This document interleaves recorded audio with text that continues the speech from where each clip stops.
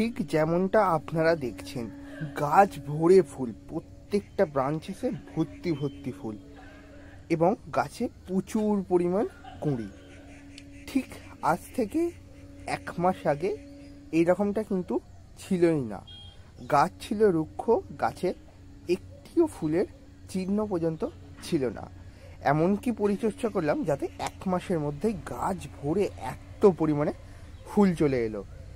Gardening overview ভিডিওটা দেওয়ার পর অনেকেই বলছিলেন, দাদা তোমার অ্যাডেনিয়াম গাছটা এত পরিমাণে কী করে ফুল দিচ্ছে, আমাদের গাছটা তো শীতে একদম ফুল দেওয়া কমিয়ে দিয়েছে। তো আজকে সেই সিক্রেটটা তোমাদেরকে বলবো, ভিডিওটা সম্পূর্ণ দেখতে থাকো। নমস্কার, আমি অনিশ এবং আপনারা দেখছেন আপনাদের পছন্দের gardening YouTube channel gardening Bangla. আজকের আরেকটি ভিডিও প্রত্যেককে জানাই অনেক অনেক স্বাগত।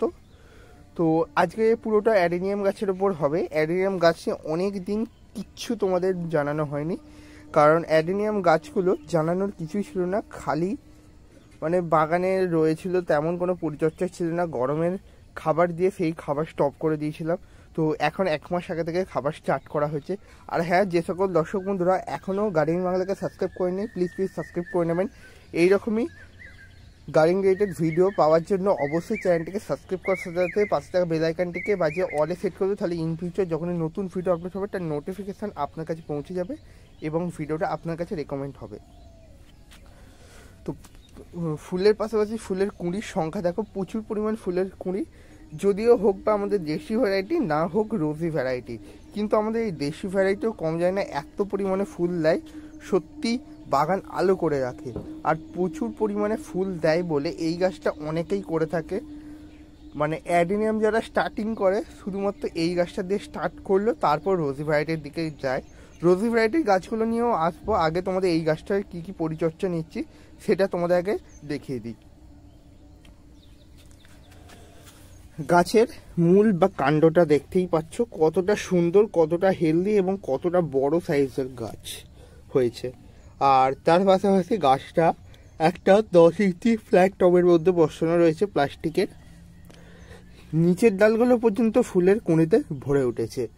নর্মালি আমি যে মাটিটা বানিয়ে গাছটা বসিয়েছিলাম তার মধ্যে দিয়েছিলাম ভার্মি কম্পোস্ট, দিয়েছিলাম কিচেন ওয়েস্ট কম্পোস্ট, 30% নিয়েছিলাম কাঁকুড়ের বালি,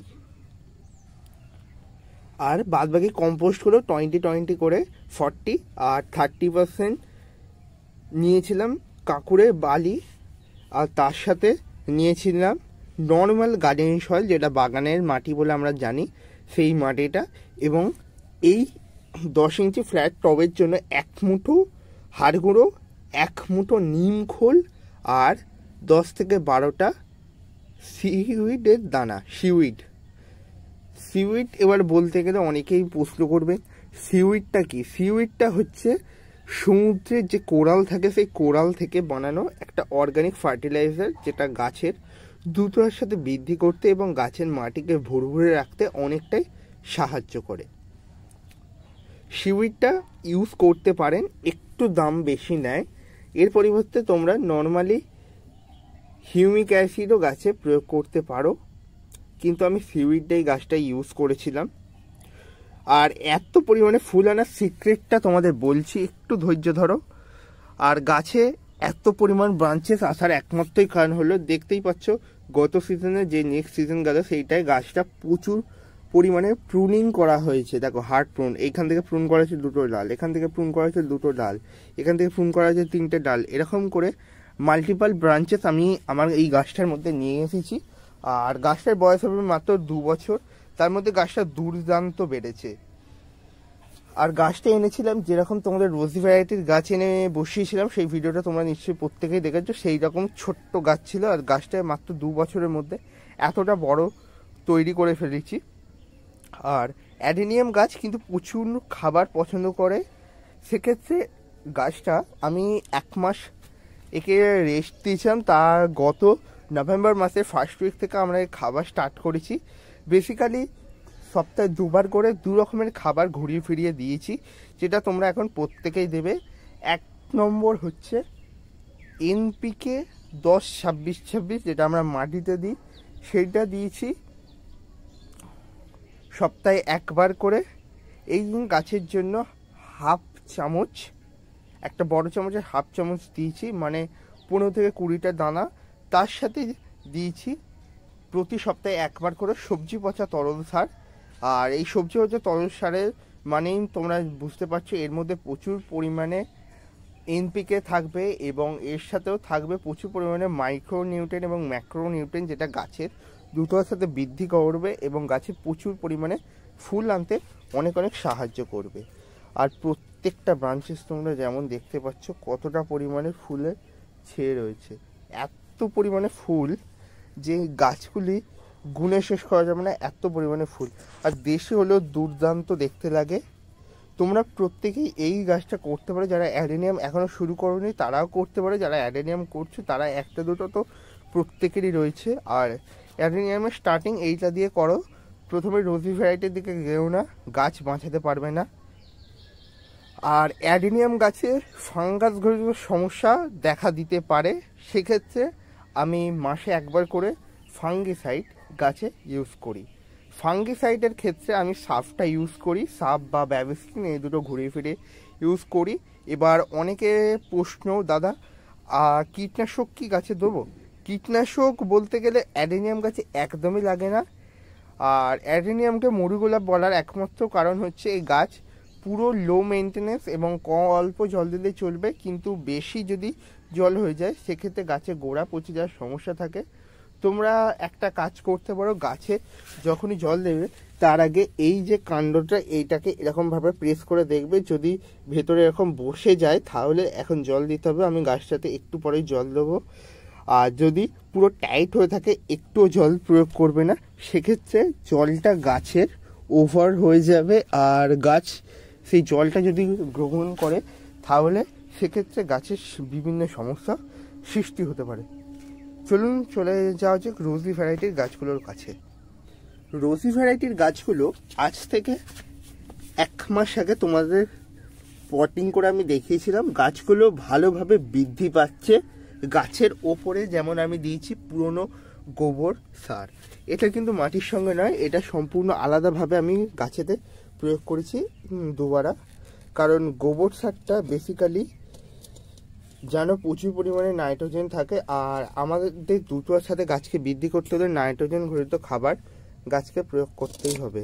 এবার অনেকে বলবে, দাদা আমরা কি এই ছোট্ট গাছে বিভিন্ন রকমের সার প্রয়োগ করতে পারি কি, বা কি কি সার প্রয়োগ করতে পারি? অনেকেই তো এরকম ছোট্ট ছোট্ট গাছ এনে বসিয়েছ। ছোট্ট গাছ হলেও এই গাছ খুবই হার্ডি। আর কটেক্সগুলো দেখতে পাচ্ছ কতটা দুর্দান্তভাবে বৃদ্ধি পাচ্ছে। আগে গাছের শিকড়টাকে খুব ভালোভাবে বানাবে, তারপর গাছে খাবার দেওয়ার কথা। তো আমি এক্ষেত্রে গাছে খাবার বলতে একবার সবজি পচা তরল সার দিয়েছি এই 1 মাসের মধ্যে।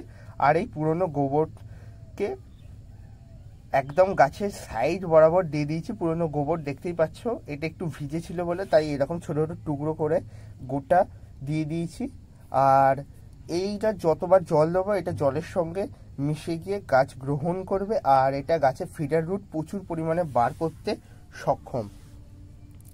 এবার অনেকের প্রশ্ন, দাদা আমরা কি এখন এই অ্যাডেনিয়ামের চারা এনে বসাতে পারি? এগুলো রোজি ভ্যারাইটির গাছ, তোমরা দেখেছো এবং ফুল হলে অসাধারণ লাগে। আর এই রোজি ভ্যারাইটির গাছগুলো এখন নিঃসন্দেহে বসাতে পারো, এখন সমস্ত নার্সারিতে এই চারা তোমরা পেয়ে যাবে। আর প্রত্যেকটা গাছ বসানো রয়েছে 6 ইঞ্চি মাটির টবের মধ্যে। চারা নতুন চারা এনে, এগুলো নতুন চারা যখন এনেছিলাম এটা 2 ইঞ্চি থেকে 3 ইঞ্চি ছোট্ট ছোট্ট প্লাস্টিকের টবের মধ্যে ছিল, সেটা থেকে ডাইরেক্টলি 6 ইঞ্চিতে ট্রান্সফার করেছে। 6 ইঞ্চিতে মোটামুটি 1 বছর থাকবে, যতদিন নেয় গাছগুলো প্রচুর একটু বড় হয়ে গিয়ে ফুল দিচ্ছে, তারপর একদম ডাইরেক্টলি 10 ইঞ্চি ফ্ল্যাট টবের মধ্যে ট্রান্সফার হবে। তাহলেই আমরা দেখতে পাবো গাছগুলো প্রচুর পরিমাণে ফুল দেওয়া শুরু করবে। আজকের ভিডিওটা কেমন লাগলো অবশ্যই কমেন্টে জানাবেন। তোমাদের জন্য একটা ছোট্ট করে অ্যাডেনিয়ামের ভিডিও দিয়ে দিলাম। এইভাবে অ্যাডেনিয়াম গাছগুলোর পরিচর্যা নিতে থাকো, দেখবে কিছুদিনের মধ্যেই অ্যাডেনিয়াম গাছ খুব বড় হয়ে যাবে এবং দুটোর সাথে ফুল চলে আসতে বাধ্য।